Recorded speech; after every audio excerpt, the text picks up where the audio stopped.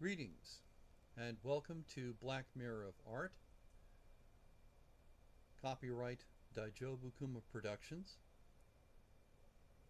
And today I'm going to be doing a meditation upon the Three of Swords. So today on my tarot app, my daily card for today was the Three of Swords. And I've seen a lot of questions on various tarot groups about what does the Three of Swords actually mean. Like, for example, if somebody's doing a reading about a relationship and the Three of Swords pop up, they're like, oh my God, what does this mean? But I'd like to take a slightly different approach here. This is a meditation upon the card, the Three of Swords, and I'm not here to so much explore the meaning of the card. I mean, I'm not here to just simply deliver or hand down a meaning. What I want to look at is what the card is doing. So by understanding, which is three, by the way, three is understanding, by understanding what the card is doing, we can gain a better insight into what the card is doing in the reading and how we can better interpret what is happening.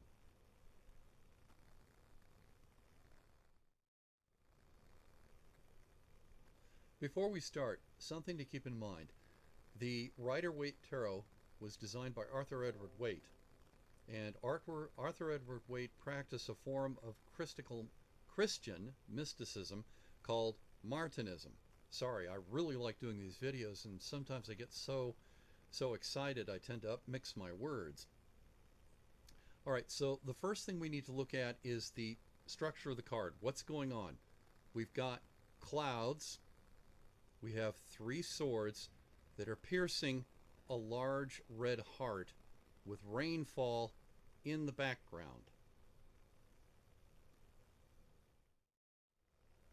Whenever I look at this card, one of the first things that strikes my eye is the arrangement of the three swords. So we have 1, 2, 3 here, and then there are the 3 points, 1, 2, 3. So we have an upper triangle here, and we have a downward triangle here. So that formation suggests to me the hexagram. Now, one thing about the three swords I'm thinking also is Waite is making a reference to the 3 nails that pinned the Christian avatar to the cross of sacrifice. So, but the way it also functions is we have the hilt where you take the hand, where you put your hand to hold this, excuse me just a second, to hold the sword, whereas the point of the sword is where the intent or will of the person holding the sword is delivered. So we have, in effect, transmission. And so we have a transmission from the higher to the lower. But the way the swords are arranged, we have one sword here as this axis, another sword as this axis, and a third sword acting as this axis with the points downward suggests to me a process of transmission. All right, so I'll get back to this part in just a moment, but I want to digress for a moment to look here at the clouds and their relationship to the hilts of the sword here. Excuse me. Now, these clouds, there are 3 of them. 1, 2, and 3. They are gray, which in the Kabbalah is the color of Chachma, position 2, which is wisdom. But I think this is also a reference to incense smoke, and in the Kabbalah, incense smoke represents the unknown Sephiroth, what is called Dath, or the void. It's also known as Paroketh, the veil.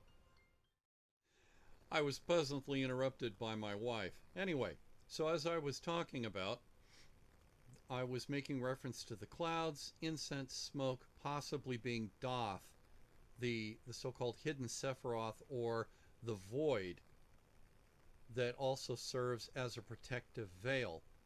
Now, with this missing Sephiroth, we also have here on the hexagram a center point that is also missing. So the center point of the three cards congregated together here, and what they are piercing is a heart. So the heart, which is also a big red heart, which is a big clue, I'll get back to that in a moment, that suggests that we are dealing with something like Tefareth, the sixth position in the tree of life, which is also considered the heart of the tree and the highest level of human attainment.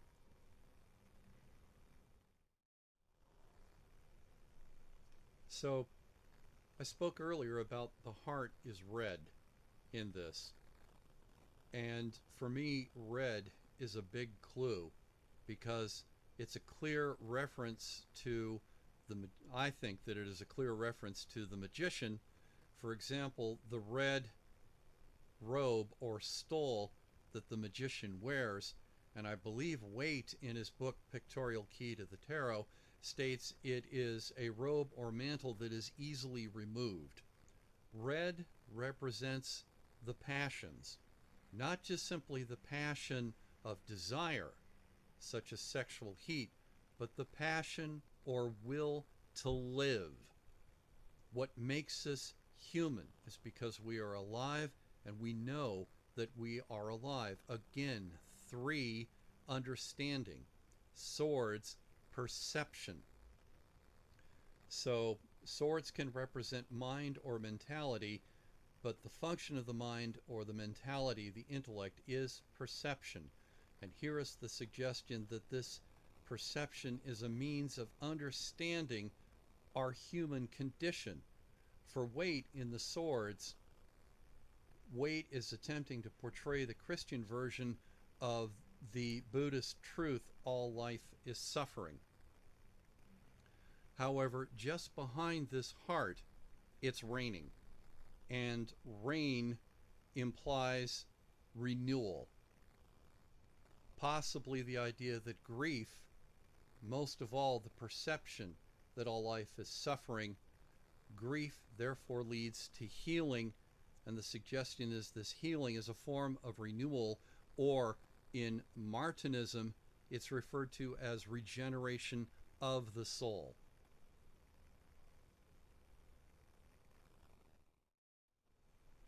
I want to return to the idea of transmission.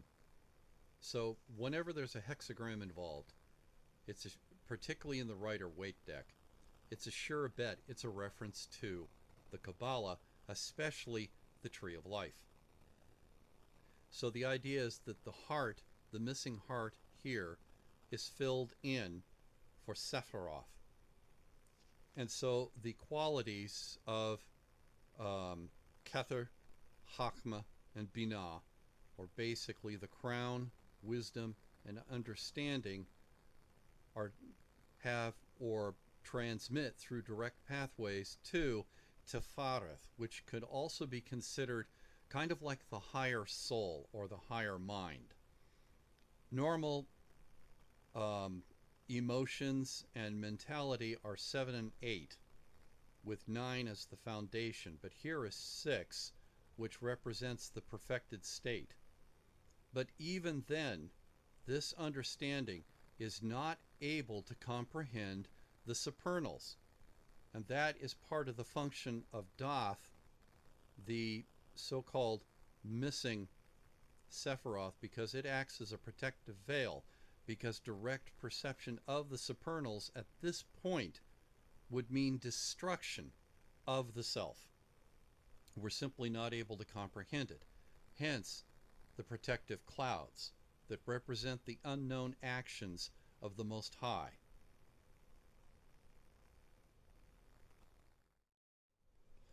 Now, there may be some who think, okay, this is too much to ask, particularly if somebody who is a beginner, and that's quite understandable. But let's go back here to the clouds. The clouds representing Thoth, which is also the veil that protects us from the limitless power of the supernals, shows that our understanding is possible underneath those conditions. So instead of these hilts representing the supernals, instead the three hilts represent, just a second here, represent instead the lower portion of the tree. Let me get things better positioned here. Here we go. I've got a large tablet, so holding it sometimes is a little bit of a problem. So anyway, so instead we are looking at a lower order of operations. Now when I say lower, I don't necessarily mean inferior, because everything, particularly in the Tree of Life, everything has its function and purpose for the greater whole.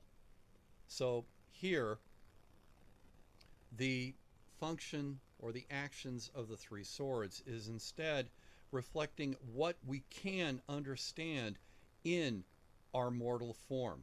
We are mortal, and we need to remember that we are human and that we are starting out as human. And actually, to be human is very powerful. What we're looking at then is what we are able to comprehend. We understand that there is a force or power beyond our comprehension. And so that's the middle sword. We also understand that there is an order to things, and that is the second sword. And it requires discipline and effort, focus, for us to make use of it, and that is the third sword. And where the tips are coming out of is down here with 7, 8, and 9, with 7 representing the emotions or the arts, what might be called the finer emotions. This station here, this tip of the sword is 8, which is the intellect. It is also the idea of an organized body of knowledge. And then the tip of the center sword is coming out here at 9, which is the foundation, how we build upon what we know in order to progress up the tree. So this lower operation is kind of like day-to-day activity. This is what we need to do in order to stabilize our lives so we can progress to the great work. Because even though we have the lower functioning all the time, the higher is still in operation. And in the idea of returning back to the divine, what we have to do then is to take what is missing, and we need to fill in the gaps. We need to supply these missing pathways. And by doing so, we not only heal and regenerate ourselves, but we also restore what is missing in our lives and in the world around us. We must fill in the gaps, remembering always that we are mortal, and because we are mortal, we have to constantly ask, what do we truly understand?